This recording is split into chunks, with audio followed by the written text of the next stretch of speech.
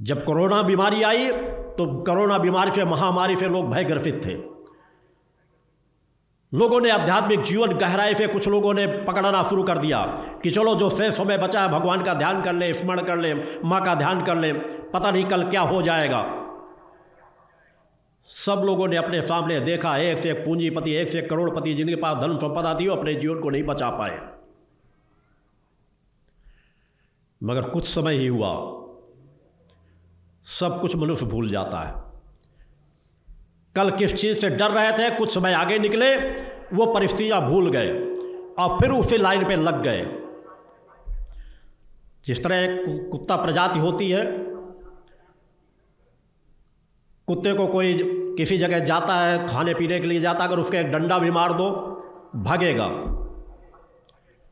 थोड़ी देर बाद वो दर्द उसको लगता है, उस समय सोचता होगा मैं यहाँ दोबारा नहीं आऊँगा। मगर थोड़ी देर बाद लालच बस 2, 4, 5 मिनट भी नहीं लगेंगे, उसे फिर कुछ चीज़ दिखाई देगी तो दौड़ के फिर वहीं पर आ जाएगा, केवल एक टुकड़े के लिए, भौतिक सुख के लिए। आज पूरे समाज की वही मानसिकता बनी हुई है। मैंने एक ऐसा उदाहरण दिया है जो अनुचित लग सकता है, मगर आज समाज की वही परिस्थितियां हो गई है कि मनुष्य कुत्तों से भी बदतर जीवन जीना प्रारंभ कर चुका है। यह कहने में मुझे कोई आपत्ति नहीं है कि मनुष्य अपने स्तर को इतने नीचे गिरा चुका है कि बस अंधी दौड़ में भग रहा है। हमें बस आज का सुख मिल जाए। कोरोना काल की बीमारी आई, भयग्रस्त हुए, फिर भय मुक्त हुए, अब थोड़ा सा भय दूसरा आने लगा है कि लोगों के हार्ट अटैक हो रहे हैं।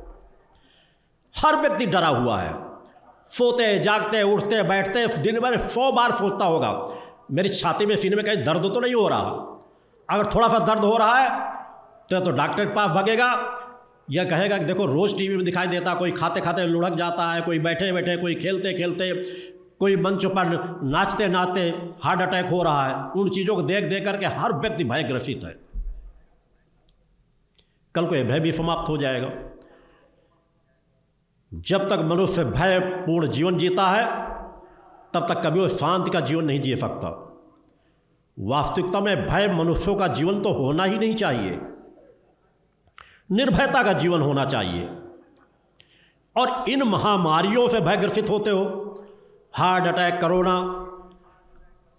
अगर मैं आज की स्थिति पूछूं कि मनुष्य के वर्तमान की पिछले 25-50 सालों के बीच की, सनातन धर्म की, हिंदुओं की सबसे बड़ी महामारी की कौन सी है जिससे मनुष्य गुजर रहा है, तो आप यही कहोगे कोरोना।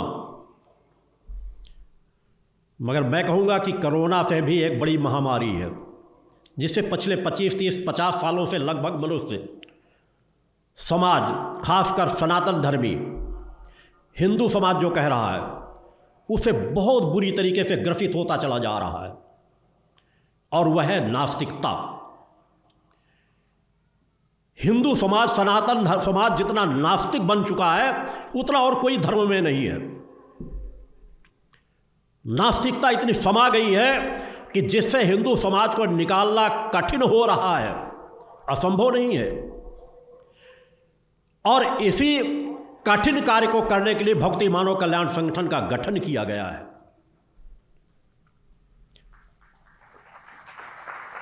नास्तिकता सबसे बड़ी महामारी है।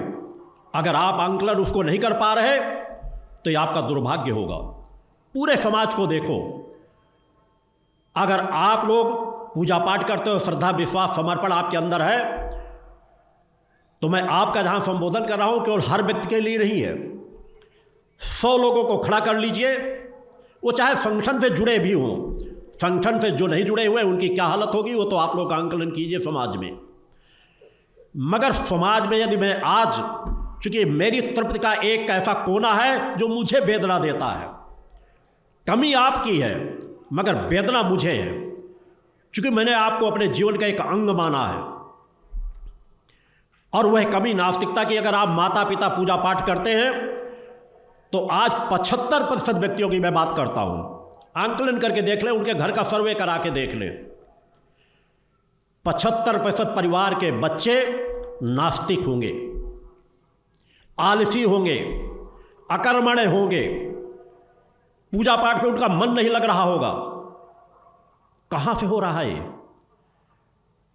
अगर इसे नहीं रोका गया तो समाज का क्या होगा? कभी कल्पना करते हैं आप कि हम समाज को किस दिशा में लेकर के चलते चले जा रहे हैं? हमारे वो बच्चे जो नास्तिक होंगे, उनका जीवन सिर्फ और सिर्फ कुत्तों के समान बन करके रह जाएगा कि जो टुकड़ा डालेगा वो उसी तरफ दौड़ने लगेंगे। कहीं वहाँ से मार खाएंगे, कहीं वहाँ से पत्थर खाएंगे, फिर दूसरी तरफ भागेंगे। वैसा उनका जीवन होगा कि उनके पास कुछ बचेगा ही नहीं शेष। नास्तिकता उनके अंदर के धर्म को नष्ट कर देती है।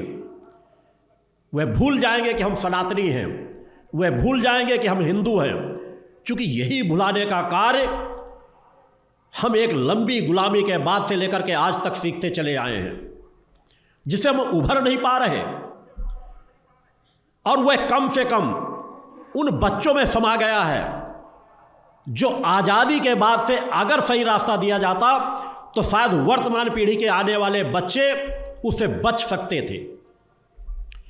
मगर आज़ादी के बाद भी आपको पढ़ाया गया पाठ उन आक्रांताओं का, देशद्रोहियों का, मक्कारों का, जिहादियों का, मुगलों का साहित्य आपको पढ़ाया गया कि अकबर ऐसा था, बाबर ऐसा था, टीपू सुल्तान ऐसा था, जहांगीर ऐसे थे।